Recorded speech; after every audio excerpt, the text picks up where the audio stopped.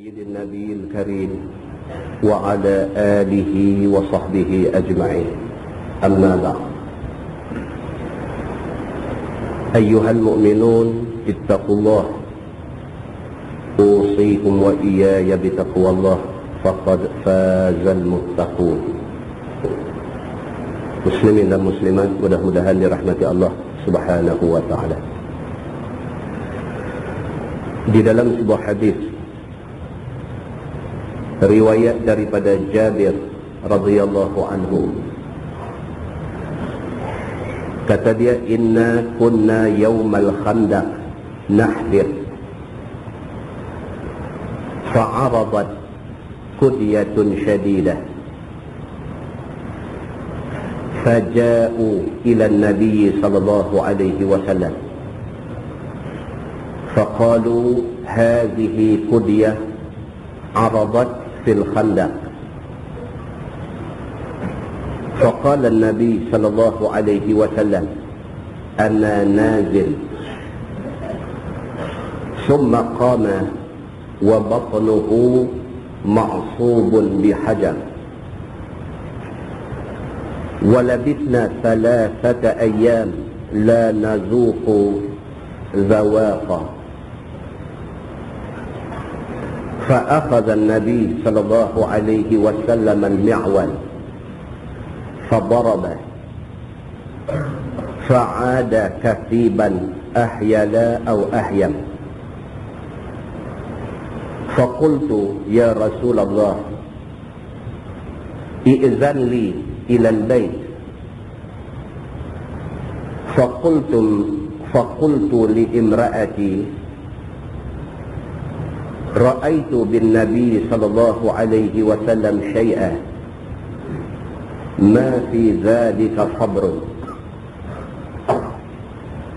فعندك شيء؟ فقالت عندي شعير وعناق. فذبحت العناق وطحنت الشعير حتى جعلنا اللحم في البرمة. ثم جئت النبي صلى الله عليه وسلم والعجين قد انكسر والبرمة بين الأسافي قد كادت تنضج.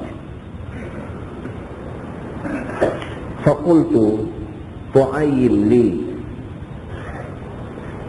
فقم أنت يا رسول الله ورجل أو رجلان. قال النبي صلى الله عليه وسلم كم هو؟ فذكرت له. فقال النبي صلى الله عليه وسلم كثير. طيب قل لها لا تنزع البرمة ولا الخبز من التنور حتى آتي. فقال النبي صلى الله عليه وسلم قوموا. فقام المهاجرون والأنصار. فدخلت عليها فقلت ويحك، قد جاء النبي صلى الله عليه وسلم والمهاجرون والأنصار ومن معهم. قالت هل سألك؟ قلت نعم. قال النبي صلى الله عليه وسلم ادخلوا ولا تضاغطوا. فجعل يكسر الخبز ويجعل عليه اللحم ويخمر البرمة والتنور إذا أخذ منه ويقرب إلى أصحابه ثم ينزع. فلم يزل يكسر ويغرف حتى شبعوه وبقي منه. فقال النبي صلى الله عليه وسلم كلي هذا وأهدي فإن الناس أصابهم مجاعة، أو كما قال. hadis sahih muttafaqun alaih. Seorang sahabat nama dia Jabir bin Abdullah radhiyallahu anhu, dia menceritakan, dan Jabir ni satu nama besar. Jabir bin Abdullah ini satu orang yang nama dia besar. Pernah sekali dia pergi perang Uhud sama dengan Nabi SAW. Masa dalam perjalanan balik daripada perang Uhud, unta dia slow. Unta Nabi laju. Unta yang Jabir naik ni slow. Nabi berhenti tunggu. Bila Jabir ni sampai, Nabi kata kat dia, kita tukar unta. Unta yang Jabir naik ni unta tua. Jadi tak boleh drive lah. Morris Minor nak lawan dengan Perdana mana boleh? Tak boleh. Nabi kata dekat dia, Jabir, kita tukar. Dia kata tak mau. Dia kata mana mungkin saya nak naik unta yang laju, Rasulullah nak tinggal belakang. Ini tak boleh jadi. Tak apa, dia kata macam lah elok dah. Nabi kata dekat dia, Jabir, tukar. Nabi kata. Oleh kerana taat dan tak mau engkar perintah Nabi, maka tukar unta. Nabi naik unta Jabir, Jabir naik unta Nabi. Bila tukar aja, unta hak Nabi naik ni, unta hak tua tadi ni tiba-tiba deras. Sama deras dengan unta Nabi yang tadi punya, dan sama-sama sampai di Madinah. Ini Jabir bin Abdullah.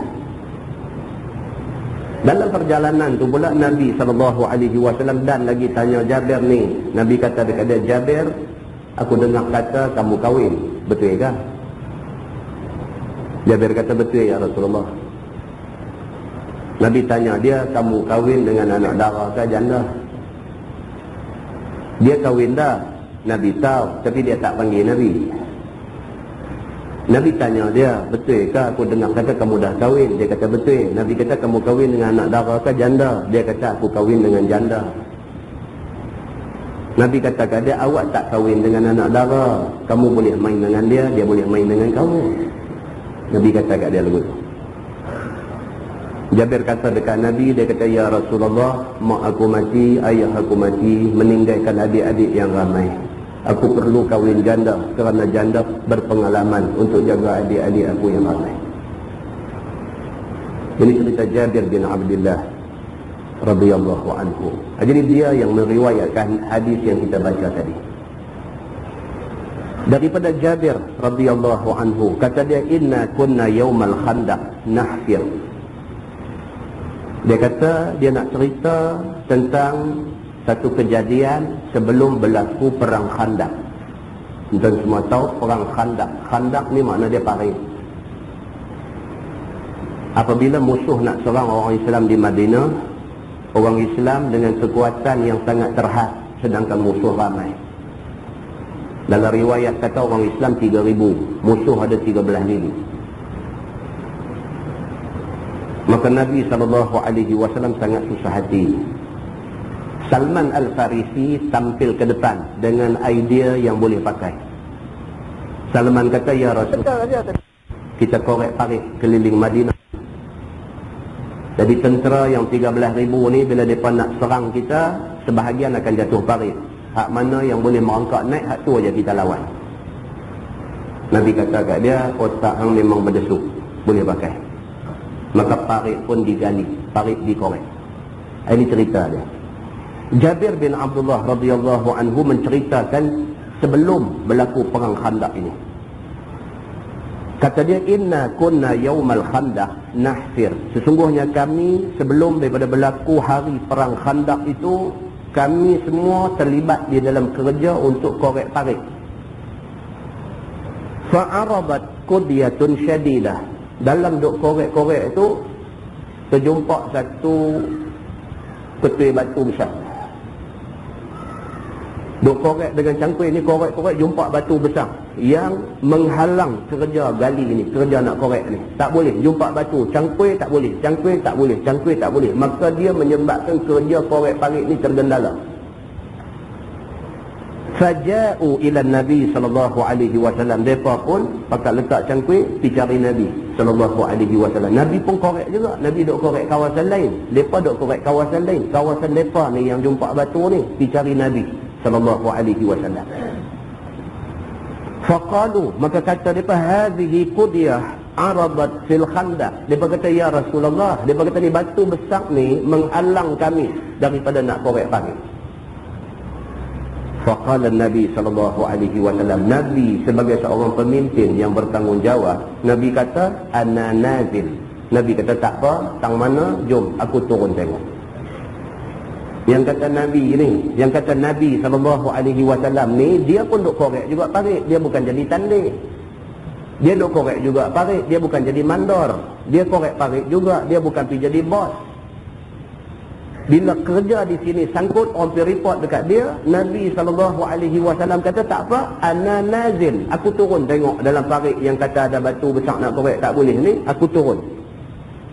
Summa qama, Nabi SAW pun bangkit daripada parit hak duk korek tu, bangkit nak mai ke sini. Wa batnuhu ma'fubun bihajar. Kata Jabir, bila Nabi bangkit tu, nampak di perut Nabi SAW ni ada batu duk ikat di perut Nabi. Jabir kata bila Nabi bangkit daripada parit tempat dia korek nak pi ke tempat hak kata batu besar tadi ni, masa bangkit nak pi tu, sahabat semua dapat tengok di perut Nabi tu, wa batnuhu, dan pada perutnya, pada perut Nabi tu, ma'subun bihajar, duk sendai dengan batu. Walabisna salasata ayyam la nazuqu zawaqa. Kata Jabir, sememangnya pun dah 3 hari 3 malam kami tak rasa apa-apa makanan. Yang kata Nabi Muhammad SAW ni, yang kita hari ni mai bulan Rabiul Awal sambut Maulid Nabi, mai bulan Rejab nak buat Isra' Mi'raj, kononnya ingat sangat dekat Nabi. Yang kata Nabi SAW ni manusia macam ni. Kalau sahabat-sahabat 3 hari 3 malam tak ada benda nak makan, Nabi pun tak makan. Nabi sanggup ambil batu sendai perut kerana nak tahan lapar. Fa'akhadha Nabi sallallahu alaihi wasallam al-mi'wal. Nabi pun pi ke tempat yang kata ni, Nabi ambil cangkui depa. Fadaraba. Nabi pukul batu besar yang duk sendai, yang duk sengkang nak korek tak boleh tadi ni. Fadaraba. Nabi pukul. Fa'ada katiban ahyala au ahyam. Nabi katok aja relai batu tu. Nabi SAW dengan kelebihan yang Allah bagi ke dia, batu besar yang orang nak katok tak boleh ni, Nabi ambil mi'wal, Nabi ambil cangkui, sekali katok relai batu tu. Faqultu, Jabir yang melihat benda ni, yang meriwayatkan hadis ni, dia kata, ya Rasulullah, i'zan li ilal bait. Jabir bila tengok benda ni, dia pergi dekat Nabi, dia kata, ya Rasulullah, i'zan li, izinkan saya ilal bait, saya nak balik rumah Sa'd. Ya Rasulullah, benarkan saya nak balik rumah Sa'd. Faqultu li imra'ati, bila dia balik, dia kata dekat isteri dia, ra'aitu bin Nabi sallallahu alaihi wasallam syai'an. Dia kata dekat bini dia, hang tahu tak, tadi aku tengok Nabi SAW ada sesuatu di perut dia. Dia balik cerita dekat bini dia. Dia kata, hang tahu tak tadi aku tengok, mata aku tengok di perut Nabi SAW syai'ah, ada sesuatu. Hang tahu tak, Nabi sendai perut dengan batu. Nabi lapar. Hang tahu tak, Nabi lapar. Ma fi zalika sabrun. Dia kata, aku tak boleh tahan benda macam ni, aku tak boleh sabar, aku kesian dekat Nabi. Hang tahu tak, aku tengok Nabi macam tu, Nabi lapar. Bukan kita saja lapar. Nabi bukan suruh kita sabar menanggung lapar. Nabi lagi sabar daripada kita. Kalau kita rasa susah, Nabi 10 kali susah. Kalau kita tak makan, Nabi tak berapa hari Nabi tak makan. Aku tengok di perut Nabi tadi ni ada sesuatu. Dia kata ada batu duk ikat di perut dia. Fa'indaki syait. Jabir kata dekat isteri dia, hang ada apa-apa tak di rumah ni? Fa'indaki syait. Di sisi kamu ada apa-apa ke? Hang ada apa-apa tak di rumah ni kok boleh buat makan? Faqalat. Maka kata isteri dia, indi sya'ir wa anaq. Bini dia kata, tak ada apa di rumah kita ni, yang ada pun sya'ir, macam gandum, wa anaq, dan juga anak kambing betina. Anak kambing kecil lagi, tak besar lagi, anak kambing kecil aja. Aku ada anak kambing seekor, adalah sya'ir sikit. Fazabahtul anaq. Jabir tak buang masa, dia pergi tengok anak kambing pun anak kambing lah, dia sembelih. Wa tahantu sya'ir, dia ambil gandum ni dia tumbuk nak buat roti. Hatta ja'alna lahma fil burma, sehinggalah kambing yang disembelih tadi masak, campur sekali dengan gandum tadi, campur dia jadi satu jenis makanan, dia panggil al-burma. Al-burma ni Arab punya makan. Kalau kita ni nak seumpama dia macam cucuk sagu tu. Cucuk sagu bulan puasa dia ada cucuk color merah-merah, dia lumuk dengan apa? Ada nyok kat dia buah sikit, cucuk sagu orang panggil. Macam tu, seakan-akan tu burma ni. Ada buat macam tu. Dia masak kambing ni tadi, masak kacau-kacau bagi hancur. Gandum ditumbuk-tumbuk bagi hancur, goi sekali jadi burma. Summa ji'tu an-nabiy sallallahu alaihi wasallam wal ajin qad inkasara wal burma baina asafiyi qad kadat tanbah.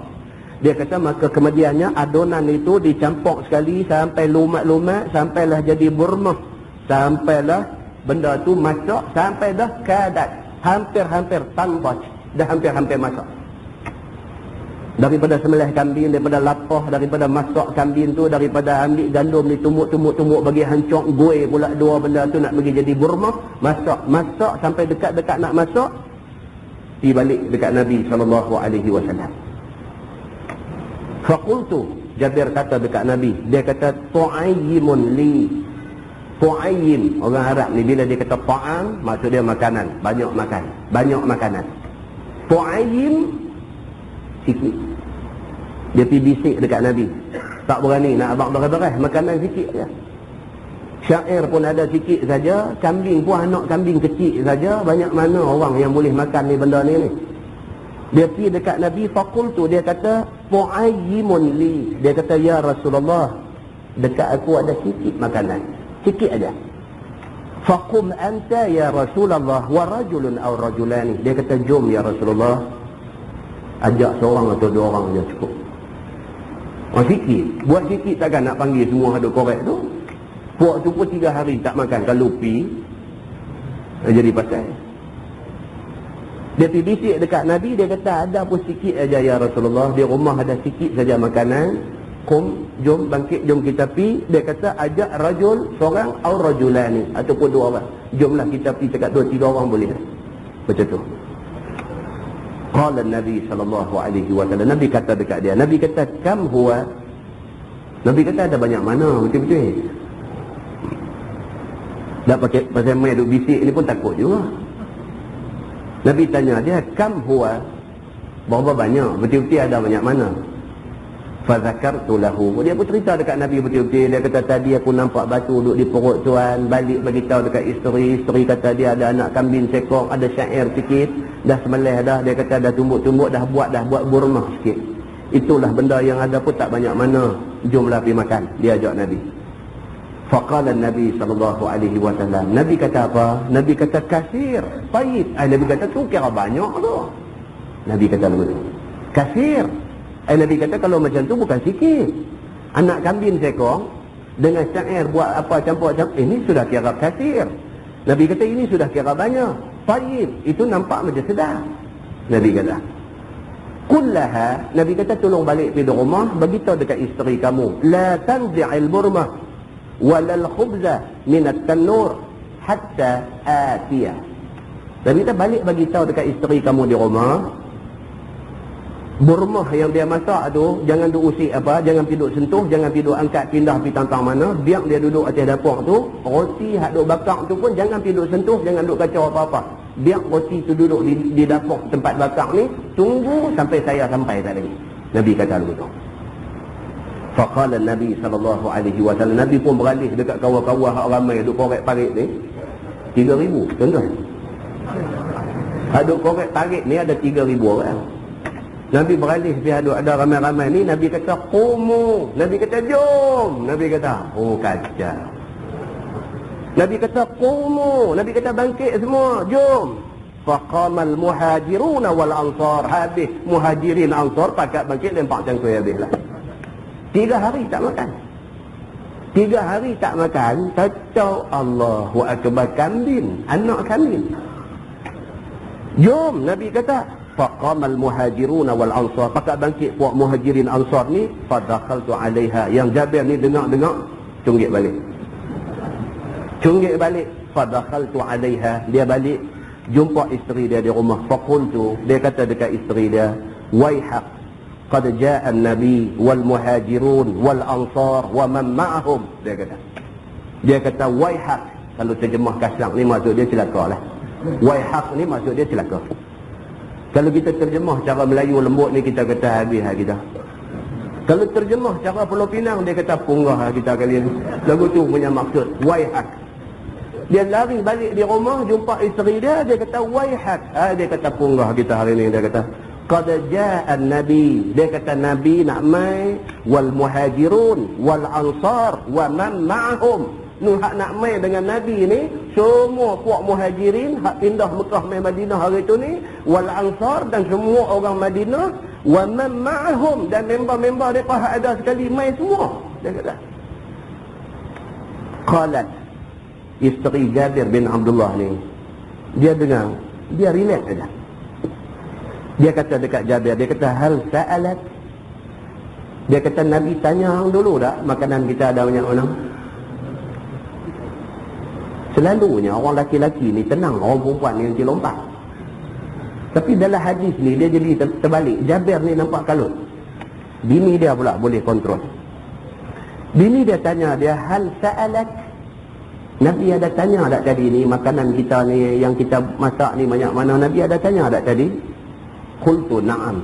Jabir kata ada, Nabi ada tanya. Dan aku cerita kat dia, aku habang kata syair ada sikit, anak kambing kecil ada satu.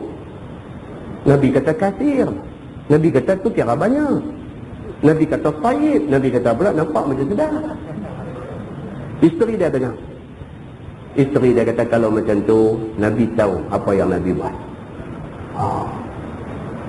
Isteri Jabir ni yang kata menikah dengan janda tadi ni, dia kata balik dekat Jabir, dia kata kalau hang dah bagi tahu dekat Nabi, Nabi respon macam tu, maknanya Nabi lebih tahu tentang benda ni. Tak apa, dia kata.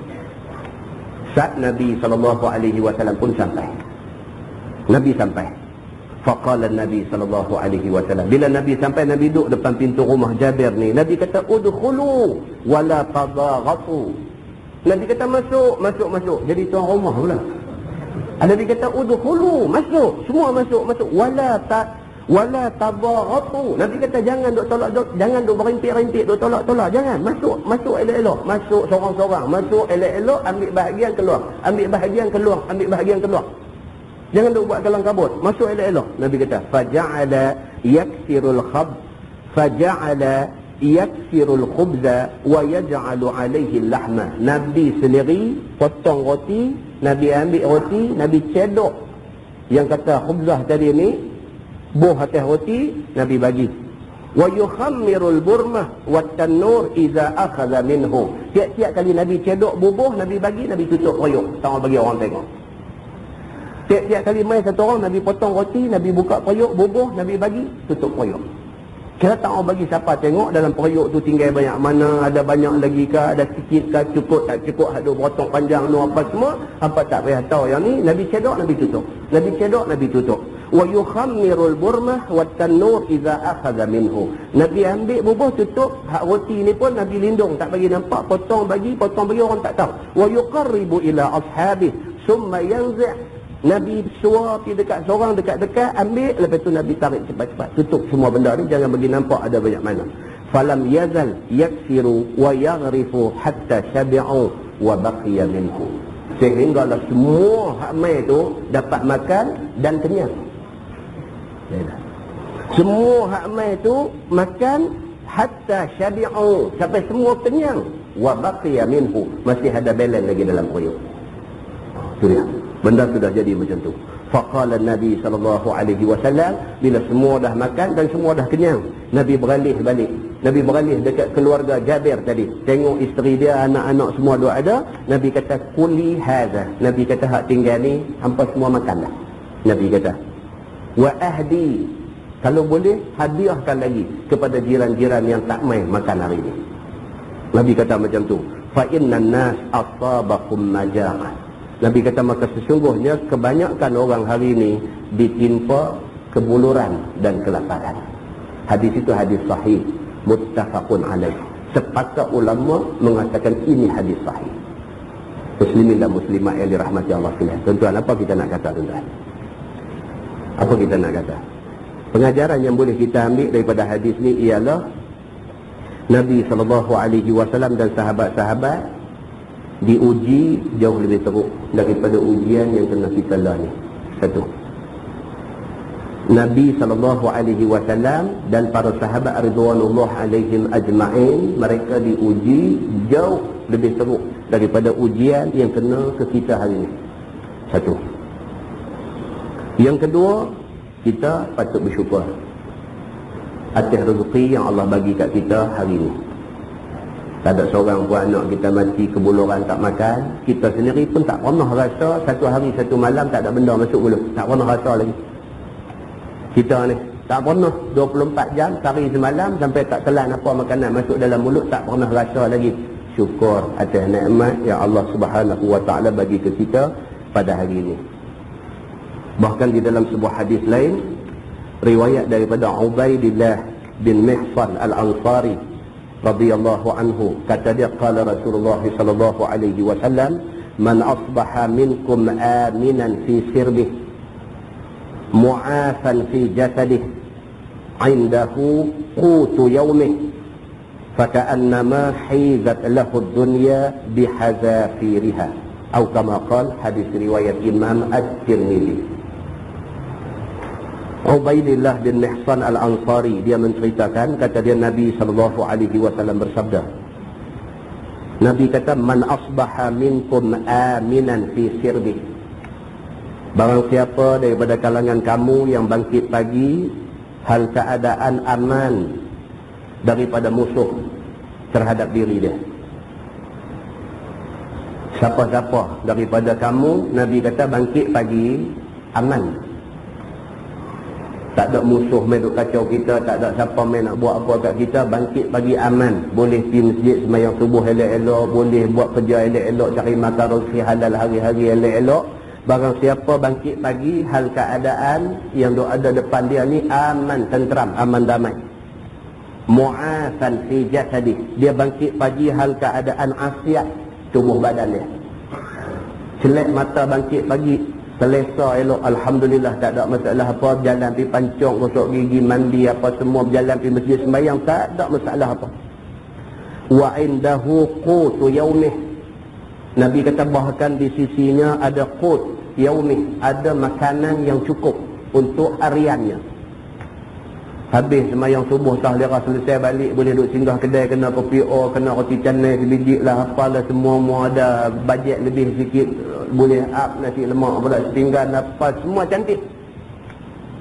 Balik di rumah pun, mereka di rumah pun goreng bihun apa kan, lebih kurang buat macam tak makan lagi, boleh makan satu orang lagi di rumah, tak lagi tengah hari boleh kena. Kira khut ataupun makanan harian ni cukup Allah bagi kat dia. Nabi kata, faka'annama hizat lahu dunya bihazafiriha, maka seumpamalah dia ni orang yang dianugerahkan kepada dia dunia dan kebaikan isi dunia seluruhnya. Hadis riwayat Imam At-Tirmidzi. Tuan-tuan, hadis ni memang kena ke kita. Hadis ni memang kena kat kita. Bangkit pagi elok, aman damai, tak ada apa. Tuan tengok satu dunia kelang kabut dah ni. Anak-anak pergi sekolah pun ada kawan main tawan sekolah. Sampai 2 hari, 3 hari makanan tak ada, apa pun tak ada. Budak mati kerana lapang dah sepasal. Lepas tu pasukan ni pula serbu masuk tembak-tembak, mati budak-budak sampai beratus orang dan sebagainya. Bayangkan kalau hak mati salah seorang tu anak, ditangguh mana? Nak marah siapa pun tak tahu. Nak marah pihak serbu kan, nak marah pihak yang pergi tawan sekolah tu kan. Banyak tempat lain tu ada yang pergi tawan sekolah pasal apa. Nak marah hak serbu ni dah hantar budak-budak dah ramai dalam pergi serbu masuk buat apa. Nak marah siapa pun tak tahu, dia jadi 3 suku dulu tu aja. Kita tak ada masalah tu tuan-tuan. Kita tak ada masalah tu, alhamdulillah. Allah Subhanahu wa taala anugerah keamanan kepada kita. Maka sebagai tanda syukur atas anugerah keamanan yang Allah bagi dekat kita tu, kita jangan buat benda yang Allah marah.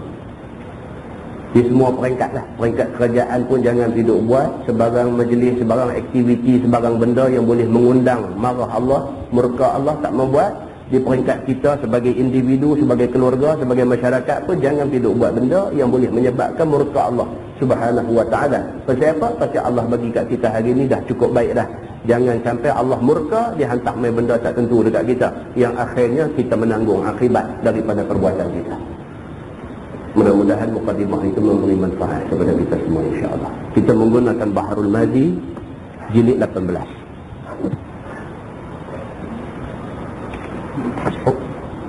Bahrul Mazi jilid 18, muka surat 14. Muka surat 14, kita masuk tajuk bab ma jaa fi sifati darajatil jannah. Itu bab yang datang pada menyatakan hadis yang menerangkan sifat tingkat-tingkat syurga. Dia nak bagi tahu dekat kita malam ni, syurga ni dia bertingkat-tingkat. Ketahuilah saudaraku, sesungguhnya dalam syurga itu berpangkat-pangkat tempat tinggal. Ada yang lebih tinggi tingkat dan tempat tinggalnya, dan ada yang rendah menurut sekira-kira salehnya semasa di dalam dunia ini. Dia nak abang, di akhirat esok dia ada peringkat-peringkat, dia ada tingkat-tingkat. Orang yang paling banyak buat amal saleh, dia duduk tingkat paling atas, dia duduk peringkat yang tertinggi.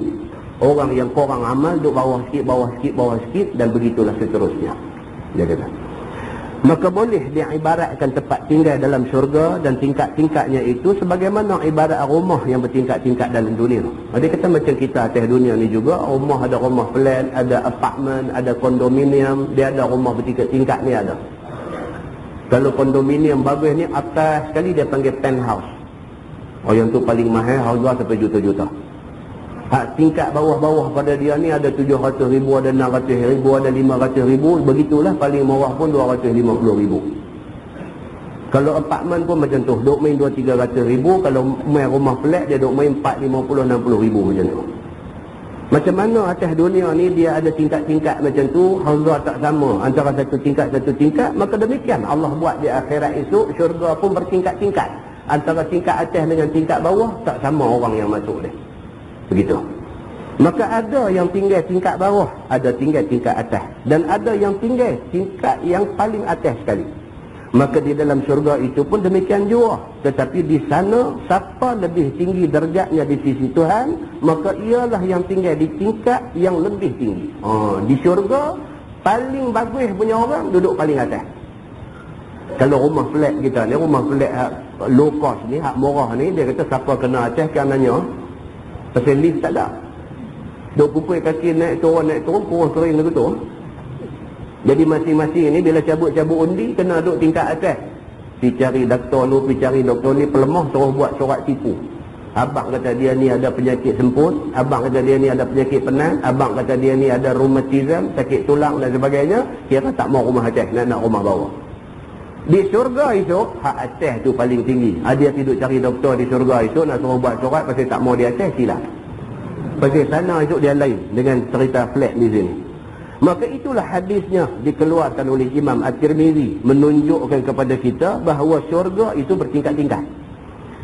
Dengan kata dia, an Abi Hurairah radhiyallahu anhu qala Rasulullah sallallahu alaihi wasallam, fil jannah 100 darajah. Ma baina kulli darajataini 100 'am. Tu dia. Dia kata diriwayatkan daripada seorang sahabat Nabi sallallahu alaihi wasallam, nama dia Abu Hurairah radhiyallahu anhu.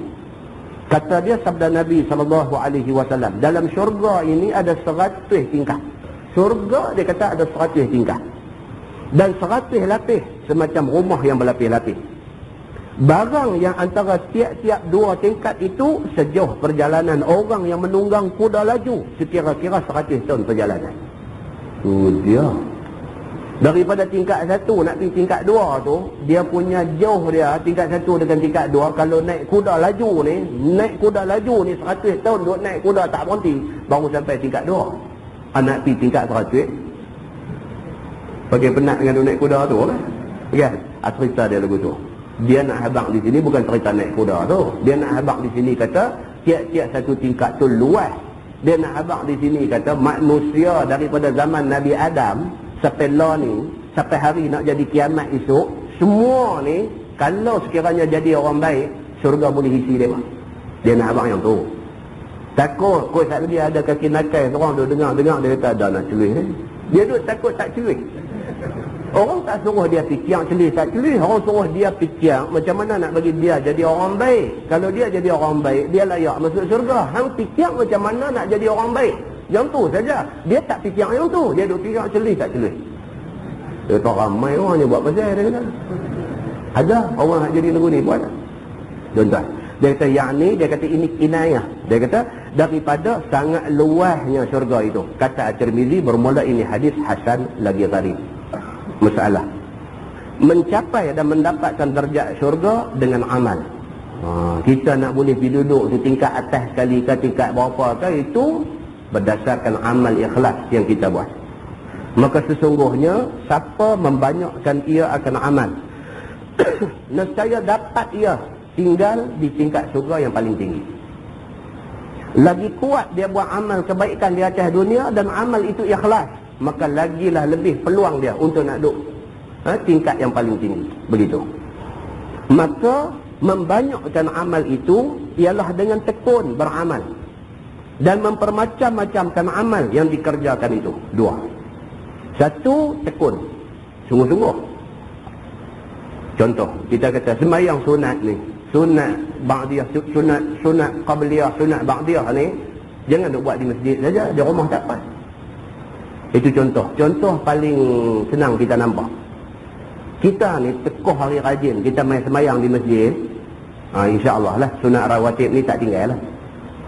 Tapi tekoh kita tak main semayang masjid, kita semayang di rumah, tak ada, sunat-sunat tak ada, pakai hak fardu tu kan. Betul tak betul tuan?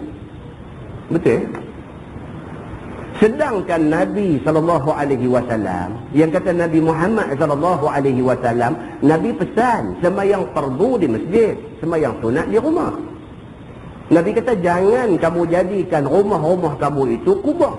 Nabi kata, maksudnya jangan bagi rumah kamu tu mati kerana tidak ada ibadah di dalam dia. Nabi SAW sendiri, Nabi SAW sendiri semayang fardu di masjid, habis semayang Nabi terus balik buat ba'diyah di rumah. Nabi SAW sendiri semayang qabliyah di rumah, lepas tu baru main masjid. Rumah Nabi sebelah masjid, jadi Nabi buat lagu tu. Jadi ulama menyimpulkan bahawa sembahyang sunat afdal di rumah. Maka ulama-ulama yang ada kemudian ni berdasarkan kepada hadis itu, maka mereka buat satu kesimpulan lain. Dia kata kita bila habis sembahyang fardu, kita nak sembahyang sunat ba'diyah, sunat kita pindah sikit tempat, kita sembahyang sunat di tempat lain. Nabi tak suruh macam tu. Nabi suruh balik sembahyang di rumah. Kita hari ni kita takut orang sejenis tak boleh tahan ayat sembahyang lah, tak pergi duduk start motor pun boleh baca ayat sembahyang. Punya tak tahan kita ni, jadi kita takut kok baca ayat sembahyang. Kita sembahyang maghrib, lepas terus kita buat sunat ba'diyah di masjid. Kita ubah tempat sikit. Ubah tempat sikit tu pun duk ubah tu pun tak tahu pasal apa. Yang duk ubah pasal apa, duk tengok orang ubah, kita ubah sama. Jadi begitu aja. Nabi SAW habis sembahyang fardu, dia balik sembahyang di rumah. Ubahlah, ubah tempat, tapi balik sembahyang di rumah. Kerana tak mau rumah itu menjadi seperti kubur. Kerana tak ada ibadat dibuat di dalam dia. Maka dia kata di sini satu, dia kata tekun melakukan amal. Maksudnya di rumah ke, di masjid ke, di apa ke, sembahyang ni kita duk buat macam biasa. Tak mesti sembahyang di masjid saja kita buat sembahyang sunat ba'diyah, di rumah kita tak buat, tak mau. Di mana pun kita tekun buat benda ni. Dan dia kata mempelbagaikan ibadah itu. Buat bagi banyak. Jangan duk konsentrate sembahyang saja. Derma boleh derma bagi sikit, boleh duk apa ke apa, macam-macam kebaikan, kebajikan duk ada, buat serba sikit. Dia kata sebagaimana yang disebut oleh syarak kita. Maka tidaklah semata-mata mengerjakan sembahyang saja, sedangkan tinggal segala fardu yang lain. Tak mau macam tu. Sembahyang ni tengok cukup cantik, day sampai naik lebam dua tumpuk ni, cukup cantik, tengok-tengok bini tak kelumbung pula dah, la ilaha illallah. Sedangkan kelumbung tu pun fardu. Jaga hak ni elok dah, hak nu terbarai pula dah. Jadi dia kata jangan duk tumpu sembahyang saja, banyak lagi fardu lain. Maka semua benda yang fardu ataupun yang sunat, jaga semua.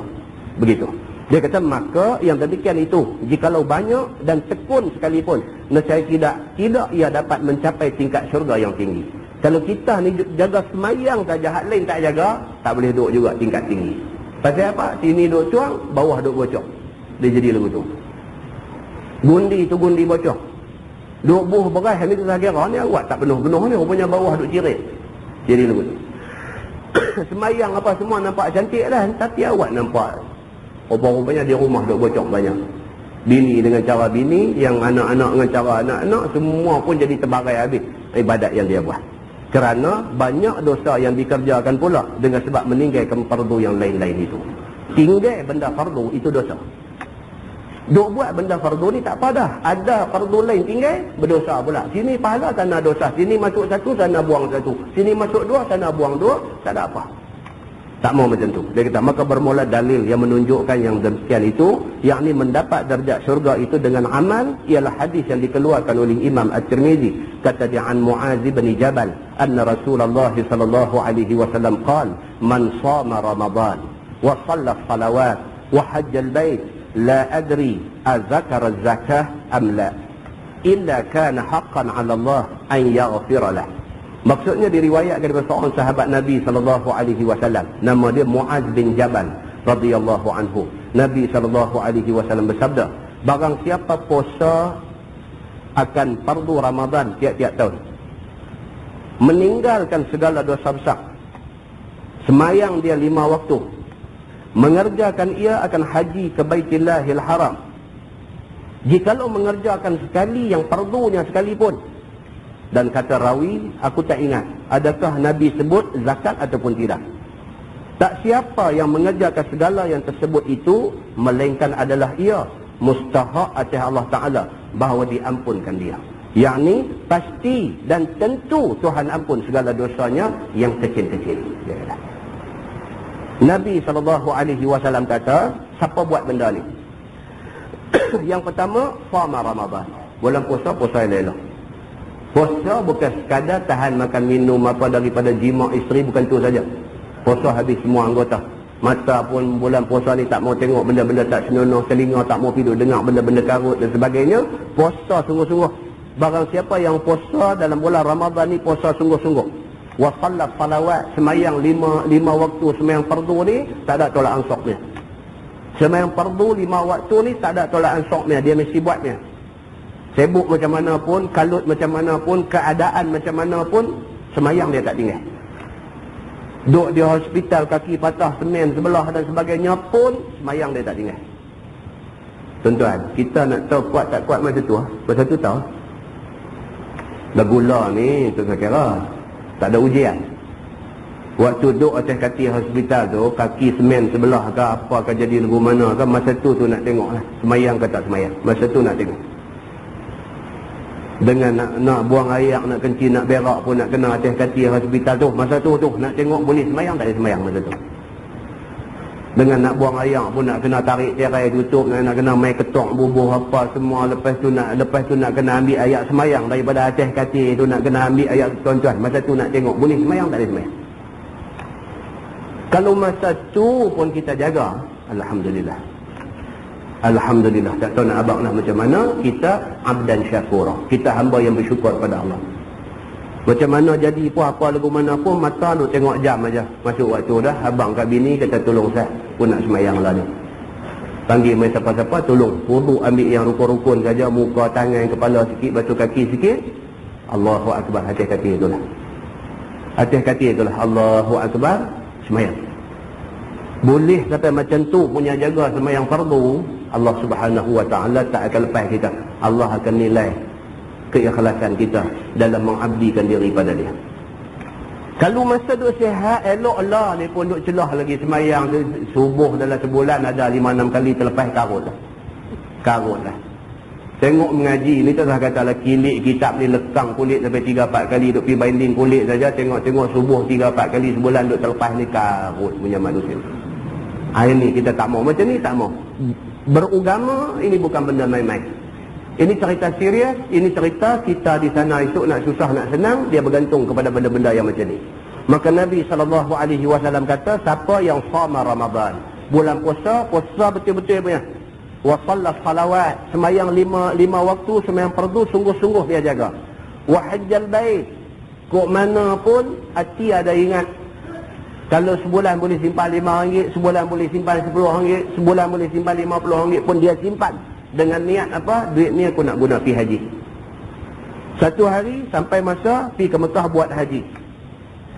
Rawi ni kata, zakat ni aku tak ingat Nabi ada sebut ke tak, dia kata.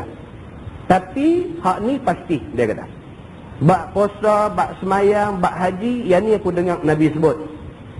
Illa kana haqqan 'ala Allah an yaghfira lah. Melainkan Allah tentu akan ampun orang-orang yang jaga semayang, orang-orang yang buat haji, orang yang puasa buat elok-elok ni, Allah tentu ampun mana-mana dosa kecil yang dia ada buat. Adapun dosa besar, maka berhajat ia kepada taubat, akan sebagai taubat yang sebenarnya. Dosa besar kok mana pun kena taubat, baru Allah Subhanahu wa taala boleh ampun dosa dia. Sambung hadis tu, dia kata, in hajara fi sabilillah au makasa bi ardihi allati wulida biha. Maksud dia, sabda Nabi SAW, sama ada berpindah dia daripada negerinya dengan sebab mengerjakan perintah Allah, ataupun tinggal dia di bumi yang diperanakkan dia, yakni tetap tinggal ia di bumi puteranya, tidak pindah dia kerana perang sabilillah dan lainnya, Allah tetap akan ampun dosa dia. Jaga benda ni. Puasa betul-betul. Entah, kita kuliah bulan depan sekali aja lagi. Pertengahan bulan depan Ramadan. Yang tengok ni masa macam mana punya cepat. Masa begitu punya pandai. Demikian Allah Subhanahu wa taala nak beritahu dekat kita, Allah yang putarkan masa ni begitu cepat. Tak puasa. Masa baru puasa aja. Pertengahan bulan depan nak mai dah puasa. Puasa buat elok-elok, Nabi kata. Bukan puasa tahan makan minum apa ni saja, jaga betul-betul. Sepanjang bulan puasa tu jaga betul-betul. Mata-mata ni, telinga, mulut tak mau hidup cakap benda tak senonoh, tak elok, semua tak mau. Bulan puasa ni betul-betul kita daftar nama kita masuk dalam satu sekolah, satu madrasah yang akan membersihkan diri kita daripada benda-benda tak elok. Dan kita akan graduate daripada sekolah Ramadan ini dalam keadaan kita bersih daripada amal-amal tak elok. Jaga sampai macam tu semayang, jaga macam tu haji kita pergi buat dan sebagainya. Nabi kata kalau boleh jaga benda ni, Allah tentu ampun kalau kita ada terbuat mana-mana dosa kecil. Begitu.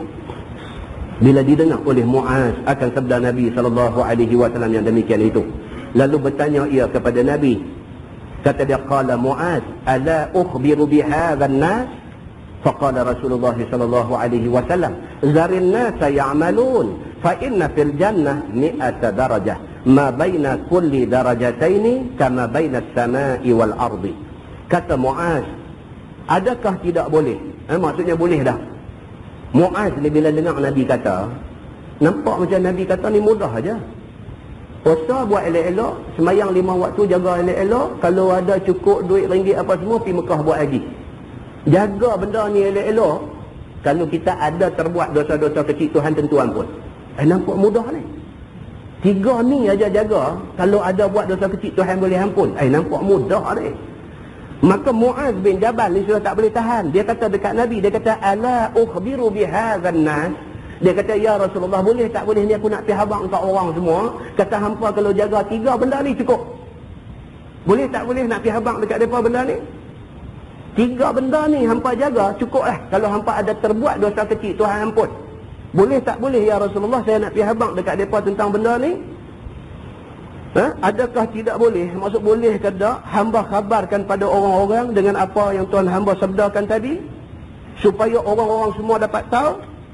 Maka sabda Nabi SAW, jangan kamu khabarkan demikian pada semua orang. Nabi pula habaq kata, jangan nak pergi cerita kat mereka. Apa ni kalau dengar yang tu, dia kata, lain aku tak habaq lah, kata aku nak tumpu 3 ni. Manusia tuan-tuan, yang kata manusia ni mau ada hak senang nak buat hak senang. Manusia, nama kata manusia ni, dia tak pergi cari penyakit susah-susah tak mah. Muka lu siapa boleh main habang kat dia, dia kata ni hang lupi semayang tunggin terbalik 5 waktu, bulan puasa 2 tahun, perut lapang ni semua buat apa. Dia kata ni aku nak beritahu kat hang satu amalan, hang buat yang ni syurga ni kira nama hang depa buat lah. Dia kata nak buat ke mana? Dia kata lalu ni hari Senin baca yang ni la haula wala quwwata illa billah saja. Hari Selasa hang baca alhamdulillah 1000 kali. Hari duduk main petua macam tu. Hak ni hang buat cukup nama hang duduk dalam syurga dah. Hak lain tak gaduh. Mula dia tanya, dia kata betul ke? Kau ni kata aku pernah bohong hang ke lama ni. Ini semua ayat nak jerat kawan semua. Dia tak jawab betul, dia tak jawab tak betul. Dia tanya balik tu soalan kantin kita lah. Dan dia kata selama kita duduk kawan ni, aku pernah bohong hang kah? Dia ni pun dengar-dengar boleh sungguh juga. Aku bohong dia ada, dia bohong aku tak ada. Habis kan dah. Habis tengok-tengok mayang dah apa dah, lagu duk meracik sorang-sorang dia, habis. Habis. Manusia ni senang aja. Pandai cakap sikit, tapi pelemah dia sikit, depan. Nampak? Duk dengar kata ni nak kena jihad fi sabilillah, nak kena turun perang Badar, perang Uhud, perang apa ni, balik main sampai parut daripada ujung kepala sampai ujung kaki, sampai berpuluh-puluh parut dah. Duk dengar ni susah ni nak dapat masuk syurga ni. Tahu-tahu main pula senang pula nampak. Hang puasa mau jaga pergi elok-elok, semayang jangan duk tergelincang, jangan duk tinggal-tinggal apa tak mau. Kemudian haji mau ada peluang pergi bang. Yang ni saja hang buat, dosa kecil Tuhan nanti ampun. Ini bagus. Muaz bin Jabal kata, ya Rasulullah, aku nak pergi habang dekat mereka semua supaya semua mereka ni tahu tentang benda ni, boleh tak boleh? Nabi kata, jangan kamu khabarkan demikian kepada semua orang. Biarkan dia tersembunyi, tiada orang ketahui. Nabi kata tak payah habang benda ni, biar orang tak tahu tak apa benda ni. Dan biarkan orang-orang beramal dengan macam-macam ibadat yang lebih daripada semayang dan puasa. Jangan tidur habang, bila habang mereka tak buat hal lain dah. Jangan habang, biar mereka buat semua.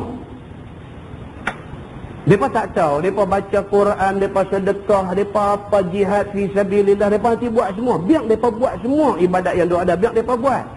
Seperti berpindah fi sabilillah atau lainnya, mereka hijrah Mekah, Madinah dan sebagainya, turun dalam perang jihad dan sebagainya, supaya tiada orang berpegang dengan satu amal saja. Kalau hampir habang, mereka tidur konsentrate 3 ni aja. Hal lain mereka tak buat dah.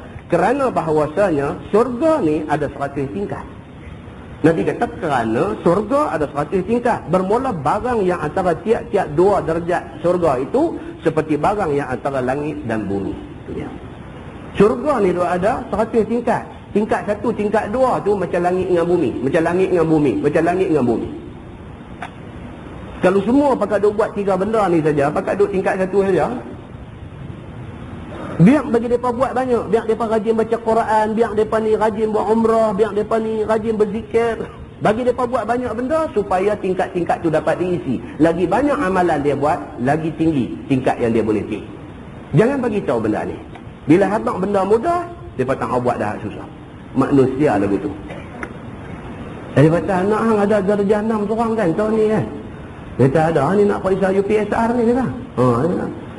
Han tak bawa pergi kan, mereka kata di mana boleh duk jampi habis semua getah madam apa ni semua. Bagus mereka kata yang tu kira 5A dalam tangan tu. Tunggu lagi. 1000 pergi ni tak tahu nak abang. Pasal apa? Pasal duk dengar kata ada satu bagus punya jalan duk ada, kira kalau buku baca lebih-lebih kurang, sana jampi boleh 5A. Manusia ni bila duk main macam ni punya cerita penuh. Ini yang Nabi SAW kata dekat Muaz bin Jabal. Nabi kata tizat, benda ni jangan pergi buat kalut abang ke orang. Takut mereka tak faham, mereka salah faham. Mereka tak buat dah ibadat lain, mereka duk buat itu saja. Baik, masalah menyembunyikan ilmu pada tempat-tempatnya itu harus ia, apakala disembunyikan dia itu memecutkan kepada ibadah dan membanyak-banyakkan dia. Itu dia. Kalau sekiranya sembunyikan ilmu ni boleh menyebabkan orang buat ibadat lebih lagi, maka sembunyi itu tak salah. Dia kata macam Nabi suruh sembunyi tadi. Seperti yang tersebut dalam hadis tadi, dan telah bersabda Nabi SAW, wal firdaus a'lal jannah wa awsatuha wa fawqa zalika arsyur rahman wa minha tafajjaru anharul jannah fa idza sa'altumullah fasaluhul firdaus. Dan satu syurga yang bernama al-firdaus. Nabi beritahu lagi syurga ni dia ada banyak tingkat, dalam banyak-banyak tu ada satu dia panggil al-firdaus. Itulah yang paling tinggi tingkat daripada syurga. Dan yang lebih elok, dan yang lebih bagusnya. Dan di atas itu arsyur rahman. Syurga ni dia bertingkat-tingkat, yang paling tinggi jannatul firdaus. Lepas jannatul firdaus, disitulah arash Allah subhanahu wa ta'ala. Dia kata. Dan daripada firdaus itu keluar segala sungai syurga. Maka apabila meminta sekalian kamu kepada Allah di dalam doa kamu, maka mintalah pada Allah dan mintalah syurga firdaus itu. Tuhan kata minta yang terbaik. Dan kita, anak kita nak periksa, kita abang kat dia, ayah mau hang dapat 5A. Walaupun kita tahu anak kita ni pada darjah 1 sampai apa periksa yang penghabis hari tu tak pernah 5A, dia boleh 2A pun alhamdulillah kita sujud syukur sampai nak sungi muyuh. Jadi tak mau belajar lagu mana tu, tahu dapat 2A, alhamdulillah lah, seronok. Tapi tang dia tanya kita, abang ayah mau hang 5A, sebut hak tinggi, tak dapat hak tinggi, bawah sikit pun tak apa. Kalau kita kata kat dia hang janji lulus sudah, tak ada apa dia. Dalam berdoa kepada Allah pun Allah suruh macam tu. Allah kata kamu kalau nak minta kepada Allah, fa iza sa'altumullah, apabila kamu nak minta kepada Allah, fasaluhul firdaus, minta al-firdaus, hak paling tinggi yang kamu minta. Tak dapat, bawah sikit tak apa, tapi minta hak terbaik punya. Rupanya agama ajak macam tu. Masalah dia kata syurga itu luas tingkat-tingkatnya. Sesungguhnya telah lalu beberapa hadis menunjukkan syurga ni bertingkat-tingkat.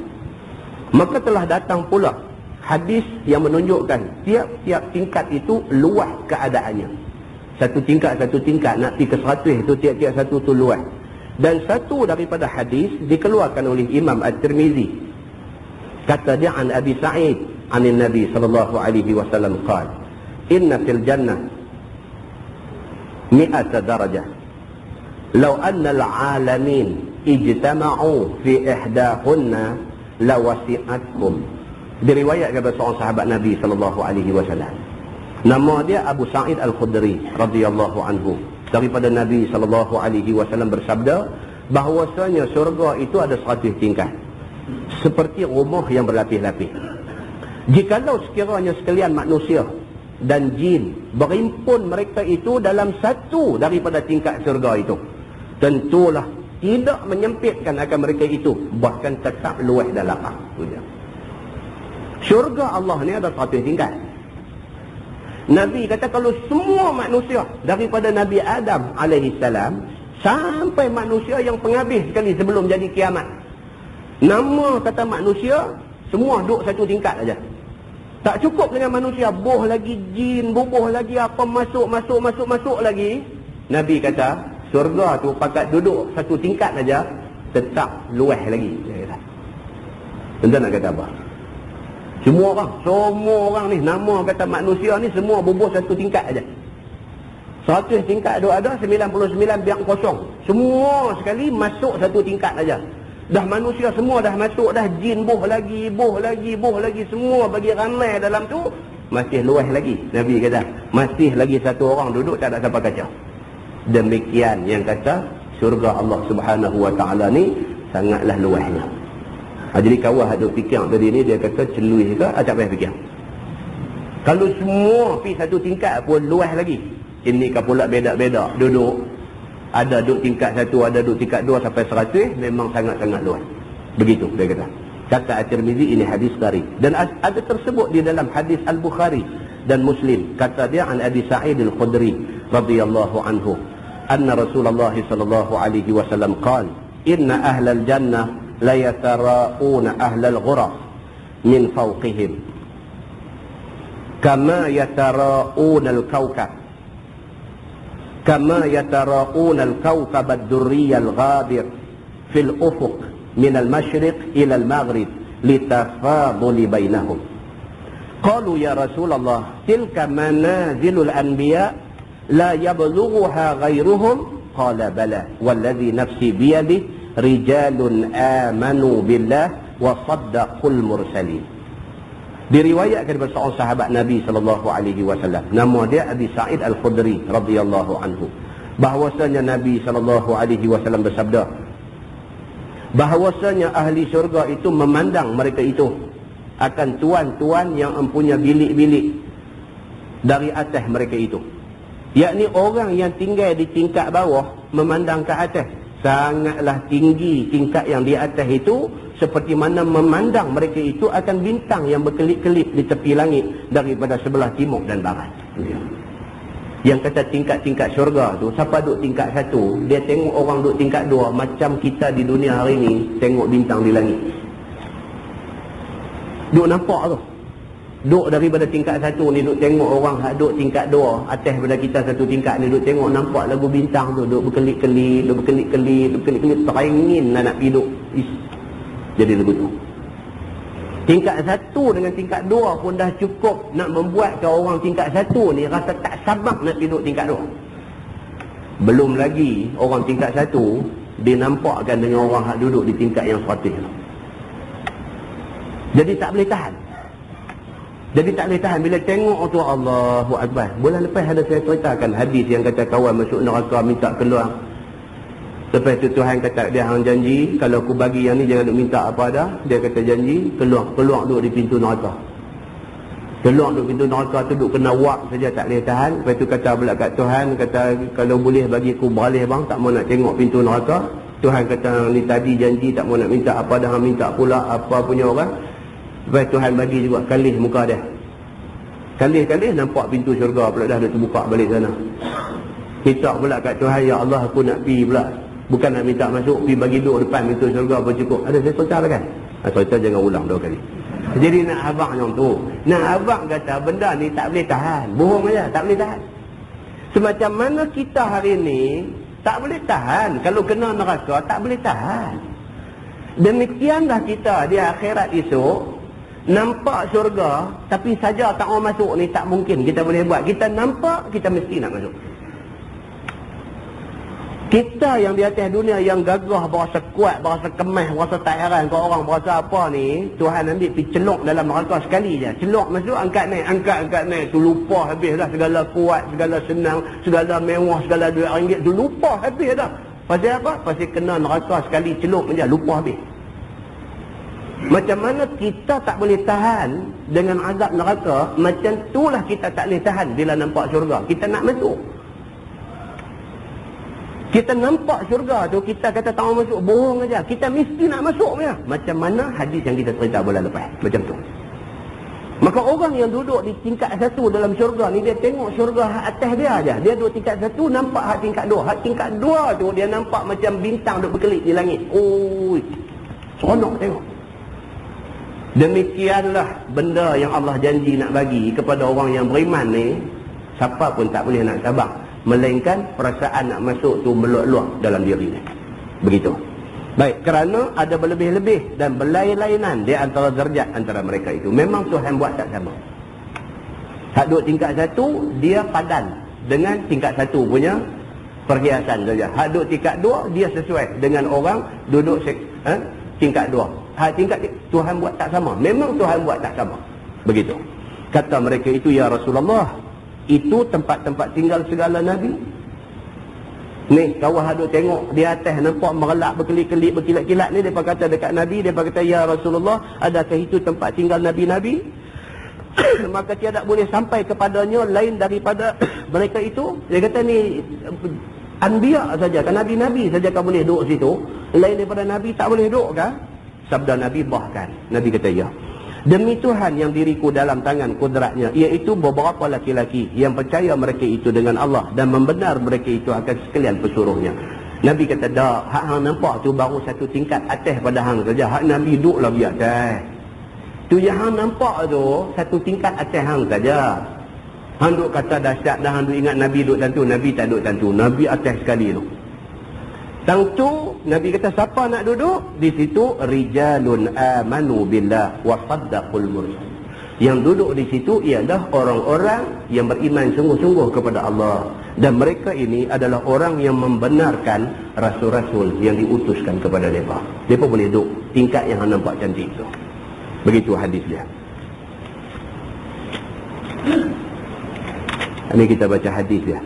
Bab ma jaa fi sifati nisa'i ahli jannah. Itu bab yang datang pada menyatakan hadis yang membicarakan sifat-sifat perempuan isi syurga. Ini cerita yang tu pula.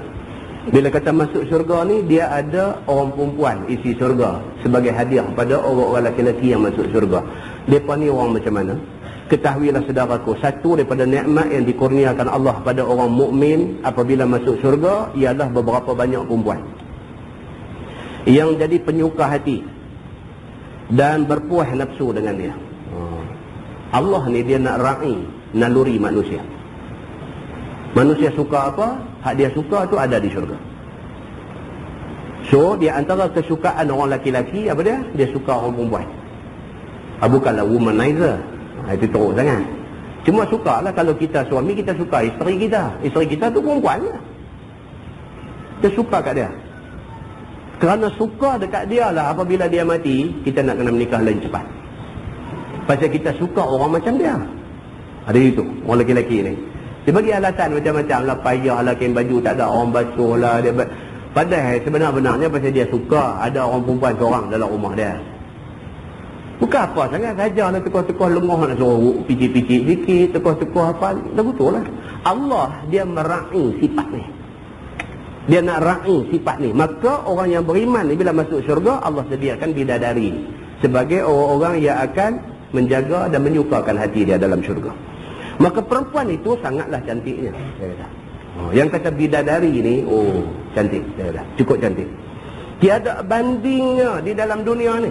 Tak ada banding. Dua abang kata apa ni yang paling lawa, orang perempuan yang paling lawa dalam dunia ni ialah orang Arab, kita kata. Ada pula orang yang kata Arab pun tak cukup lawa lagi. Dia kata hang tak pernah tengok perempuan Iran. Dia kata perempuan Iran lagi lawa. Pula kata begitu pula. Dia ni pula kata Iran aku tengok dah tak apa lawa dia lah. Lawa nu dekat belah Kashmir tu. Ang cerita lah Kashmir ke, Iran ke, Arab ke, mana Hindustan ke, apa cerita bila tak boleh lawan dengan bidadari dalam syurga. Dia nak abang yang tu. Hak Tuhan sedia di sana nu lagi cantik, tidak ada tolak bandingnya di dunia. Serta cukup taat.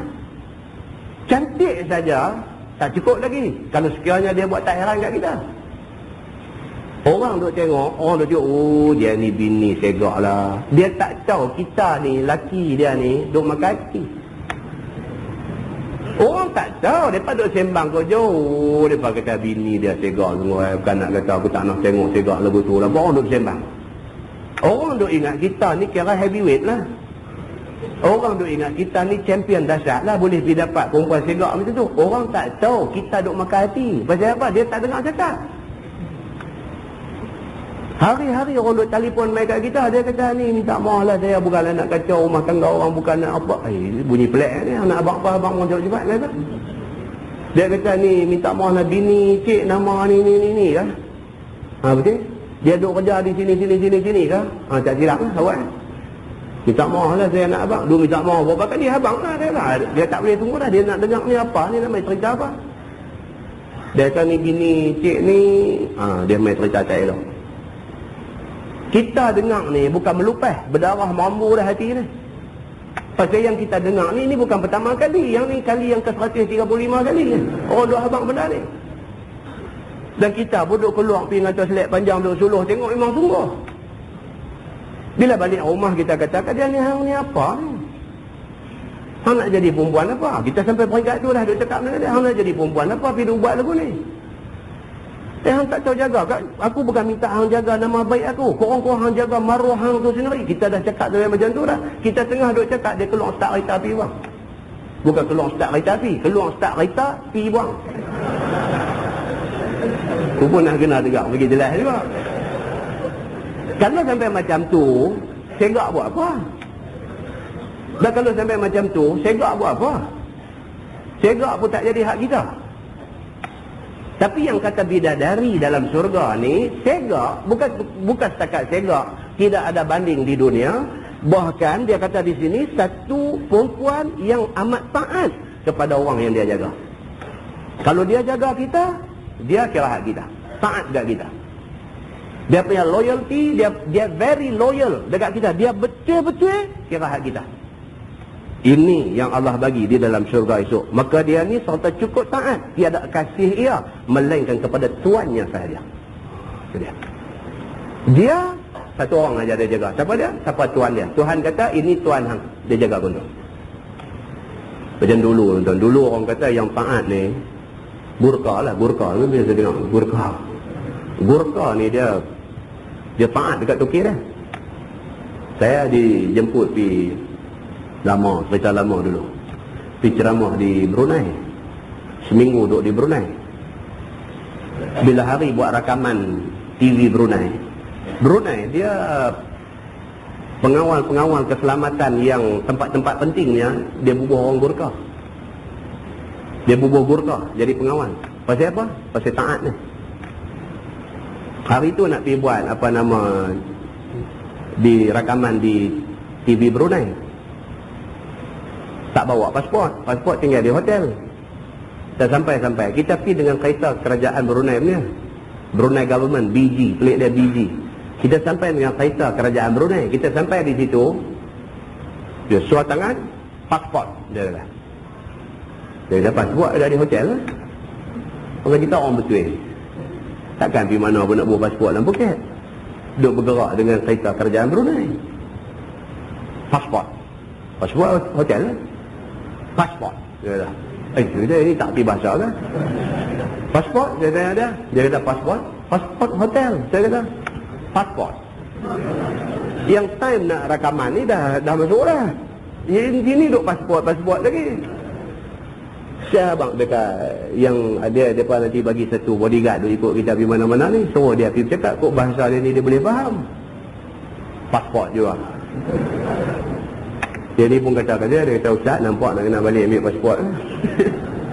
Oh kacau. Pasal apa tu? Pasal arahan daripada atas kata apa? Pasport. Maka dia pun pasport. Apa nak buat? Lain saya pun ingat, saya kata dalam macam ni, telefon penerbit rancangan duk ada dalam tu, panggil dia keluar main kan. Panggil. Dia ni pun lari keluar main dengan apa? Cepat-cepat dia kata time. Dia ni nak masuk tak boleh, pasport tak bawa. Dia cakap baru boleh masuk. Bos dah pesan kalau ni pasport. Tak ada pun pasport. Tak ada pun pasport, yang tu yang dia duk ulang sebut. Itu yang kata taat. Taat dia tak kira dah, budi bicara apa pun tak kira. Macam orang hari ni lah jadi ketua jabatan kan, dia kira general order, dia kira GO. Dalam buku, dalam general order kata cuti sambilan ni hanya boleh diambil apabila keluarga terdekat.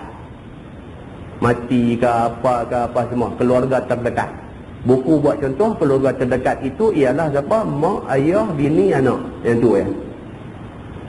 Dia ni nak pergi ambil cuti sambilan pasal apa? Pasal laki dia nak pergi Mekah. Dia buka buku tengok, oh laki dia tak sebut, tak boleh. Hadis kita. Pasal apa? Pasport punya jenis dia. Padahal benda-benda macam tu kadang-kadang boleh bicara lah. Takkan suami pun tak jadi keluarga terdekat, nak jadi keluarga apa dia ni? Dalam tu tak ada tulis, tak apalah, kita faham lah. Itu ceritanya. Nah, muslimin dan muslimat yang dirahmati Allah sekalian. Jadi bidadari taat. Taat. Dia kata, maka kecantikan perempuan-perempuan itu adalah ia tersebut sebagai di dalam hadis yang dikeluarkan oleh At-Tirmizi. Kata dia an Abdullah bin Mas'ud an Nabi sallallahu alaihi wasallam qala innal mar'ah min nisa'i ahli al-jannah la yura bayadu saqiha min wara'i 70 hullah hatta yura mukhuha. Oh, itu dia. Diriwayatkan oleh seorang sahabat Nabi sallallahu alaihi wasallam, nama dia Abdullah bin Mas'ud radhiyallahu anhu, daripada Nabi sallallahu alaihi wasallam sabdanya bahawasanya satu orang perempuan daripada perempuan isi surga boleh nampak putih hening betih daripada luar 70 lapis pakaiannya. Nah, abang lagu mana? Yang kata bidadari dalam syurga ni, dia pakai baju 70 lapis baju, masih boleh nampak betih dia yang cantik tu. Baju tu baju lagu mana pun tak tahu nak abang. Yang kata betih dia lagu mana pun tak tahu nak abang. Maksudnya apa? Maksudnya hak ada dalam syurga ni ma la ainun ra'at wa la udhunun sami'at. Nabi kata mata pun tak pernah tengok, telinga tak pernah dengar, tak pernah terlintas dalam hati. Hak ni di syurga. Kita buhkan pelekat cak gajah selai pun tak nampak dah betih dia lagu mana. Lepas jubah pula selai lagi ke atas tak nampak lah betih dia ni jenis ada bulu, kata ada bulu kita tak tahu lah. Tapi di syurga itu yang kata bidadari ni pakai baju 70 lapis baju pun masih transparent lagi. Masih can apa? You can see, see through apa dia panggil lah ni. Duk nampak lagi. 70 lapis kain tu masih boleh nampak betih dia yang cantik ni. Cuba fikir pun dia boleh gelong lagu tu. Dia tak boleh nampak pasal benda ni, otak tak boleh fikir, mata tak pernah tengok, telinga tak pernah dengar, hati tak pernah terlintas. Benda yang ada dalam syurga ni macam tu. Tapi Nabi SAW dia cuba nak bagi kita nampak yang kata syurga ni tak serupa dengan apa yang kita duk bisa tengok atas dunia. Maka perempuan yang kata isi syurga ni begitu keadaan dia. Yakni sampai nampak kepada kita akan tulangnya. Lagi teruk lah. Lagi tak boleh fikir. Bukan takat boleh nampak betih dia, boleh nampak tulang dalam betih itu boleh nampak. Kan ada kawan kata pula, Allah nampak tulang tak elok. Elok. Di syurga itu ni dia elok. Bukan lagu atas dunia ni. Atas dunia ni duk nampak betih kering aja dia ni tak elok. Dah, ini ni dia cerita. Ni cerita akhirat punya hal. Kita tak boleh fikir dengan kepala kita lah ni. Maka betapa cantiknya anak bidadari itu dan perempuan-perempuan isi syurga itu. Maka tentulah tiada ada bandingnya di dunia ini. Cukup gilang gemilang dengan pakaian perhiasan lebih halus daripada setara dunia. Dia kata. Pakaian yang mereka pakai tu pula, kalau kita biasa tengok kain setara betul ni, yang tu pun tak ada apa. Sutra syurga ni dia kata lebih halus daripada sutra yang kita tak biasa jumpa atas dunia. Itu pakaian mereka. Dan lebih hening dan bersih dan bercahaya-cahaya akan pakaian itu. Maka bersabda Nabi SAW, seperti yang di atas itu cukup dibawanya dalil daripada Quran. Dia umar ayat Quran. Wazalika bi'anna Allah yaqul. Dalam Quran Tuhan kata ka'annahunnal yaqut wal marjan. Fa'ammal yaqut fa'innahu hajarun. Law adkhalta fihi silkan summa tasfaitahu la uritahu min wara'i. Dan bermula kenyataan yang demikian itu dengan bahawasanya Allah Subhanahu wa taala berfirman dalam Quran, seolah-olahnya mereka itu, yakni bidadari itu yakut dan marjan. Yang kata bidadari ini macam batu yakut, macam batu marjan, begitu. Demikianlah tersebut dalam Quran. Maka ada pun yakut itu permata merah. Dan dikehendaki di sini iaitu batu permata yang sangat hening, dia kata. Tak tahu nak abang lah macam mana. Cerita bidadari ini macam batu permata, dia kata. Jikalau sekiranya dicucuk, dimasuk padanya benang, diperbuat seperti manik. Kalau boleh tu jolok benang masuk dalam manik itu, kemudian dilihat akan bersihnya dan heningnya, nescaya engkau nampak akan benang dalam permata itu dari luarnya. Itu dia. Yang tu yang kata tulang dia duk nampak dalam betih dia tu. Umpamanya macam manik, kita jolok benang masuk, nampak benang duk masuk dalam manik itu. Demikianlah transparent macam mana tak tahu nak abang. Cantiknya yang kata bidadari yang disediakan di syurga ni. Demikianlah juga otak tulang perempuan-perempuan syurga itu nampak dari luar pakaian dan dagingnya dan kulitnya itu. Nampak cukup cantik. Bawah tu tuan-tuan dia bawa mai petikkan daripada At-Targhib wa Tarhib. Dalam At-Targhib wa Tarhib ada satu hadis. Hadis ni bukan hadis yang sahih. Jadi tuan-tuan baca sendirilah hadis tu. Dia cerita lagi dahsyatlah. Tuan-tuan kalau baca kitab-kitab jenis jenis macam inilah At-Tarhib wa Targhib, jenis Ihya Ulumuddin sekalipun, dia ada banyaklah hadis-hadis yang tidak sahih ni. Ada hadis maudhu', ada hadis dhaif, ada macam-macam hadis dia masuk dalam tu. Maka hadis-hadis yang macam ni kadang-kadang dia mekaran, dia kuat lagi. Tapi dia bukan hadis yang sahih yang tidak boleh kita guna untuk berhujah. Jadi baca untuk makluman, untuk dibuat information, maklumat, knowledge dekat kita, itu tidak salah. So di bawah ni dia bawa mai satu hadis yang panjang daripada kitab At-Targhib wa Tarhib. Dia nak cerita dalam syurga esok, tempat kita duduk tu saja luas ni sejauh mata memandang. Kemudian pula keliling tempat kita duduk ada 70 jalan, 70 lorong pula di keliling tempat kita duduk.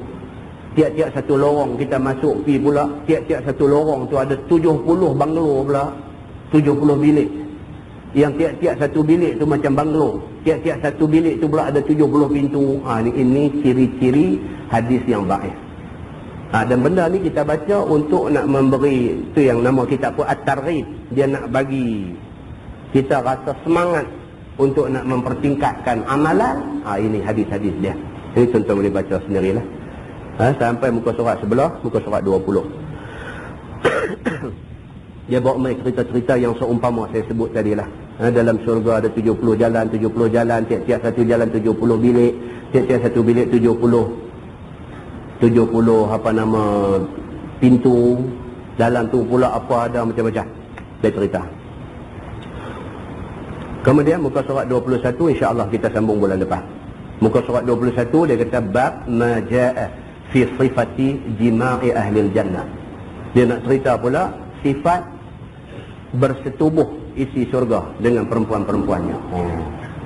Yang ni tuan-tuan kata baca, saya baca. Tuan-tuan kata yang ni mesti bawah umur tak boleh dengar apa, kita timbang lain. Dia nak beritahu kata di antara nikmat yang disediakan dalam syurga itu ialah nikmat jima'. Dan dia cerita hadis. Hadis ini hadis sahih. Ada hadis sahih, ada hadis yang dhaif, ada hadis dia bawa mai. Dia bawa mai. Dan kita akan baca bagaimana yang dikatakan, bukan dia nak cerita satu-satu detail dah.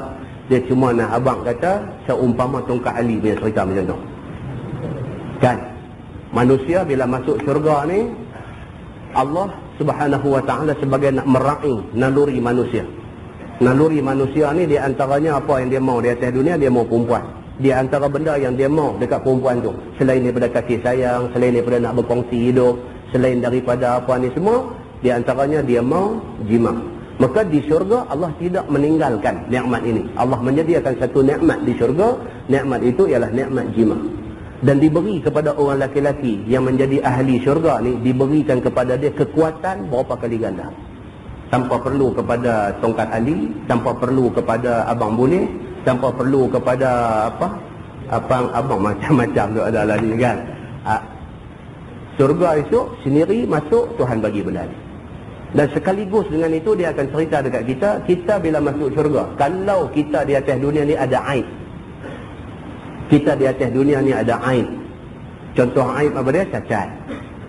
Tangan kodong ke, kaki capik ke, mata dia sebelah ke, rosak ke. Atas dunia ni apa-apa aib ada dekat kita, rupa tak apa segak ke apa ke, masuk syurga Tuhan dia tacak balik. Orang lah kata tacak. Dia tacak balik. Hak kudung-kudung semua jadi sempurna balik apa semua, hidung kembang besar semua jadi elok apa, semua dia nanti tacak balik. Kita akan jadi satu orang yang segak dalam syurga. Ini dia akan cerita sekali dan kita akan baca hadis-hadis dia. Tuan-tuan, benda-benda ni bila kita baca baru kita tahu mana satu cerita-cerita, mana satu hadis punya cerita. Ini penting tuan-tuan. Kalau tidak kita tak tahu. Kita tak tahu ni orang duk habaq ni hadis ke ataupun orang cerita saja atau buat cerita. Kita nak kena tahu betul-betul. Benda ni hadis punya hal ke, cerita saja ke? Bila kita tahu, kita lebih senang dari segi nak beriman dan nak beramal. Inilah bagusnya yang kata kitab Bahrul Mazi ni, dia adalah himpunan hadis-hadis riwayat Imam At-Tirmizi. Jadi perbahasan apa pun dia balik kepada dalil hadis.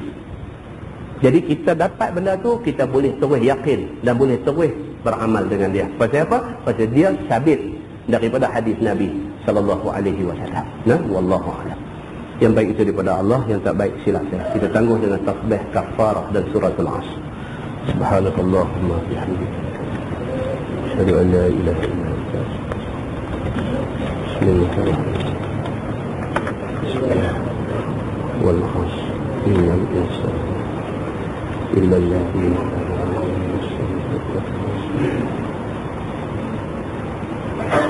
اللهم صل على محمد في الأولين والآخرين وسلم رضي الله تبارك وتعالى عن سادتنا أصحاب سيدنا رسول الله أجمعين.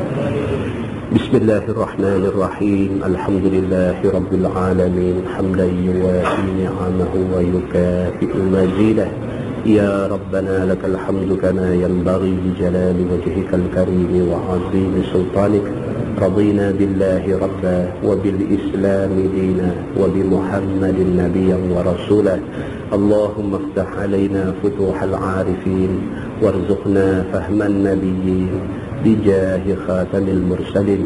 اللهم فقهنا في الدين وعلمنا التأويل واهدنا صراطك المستقيم.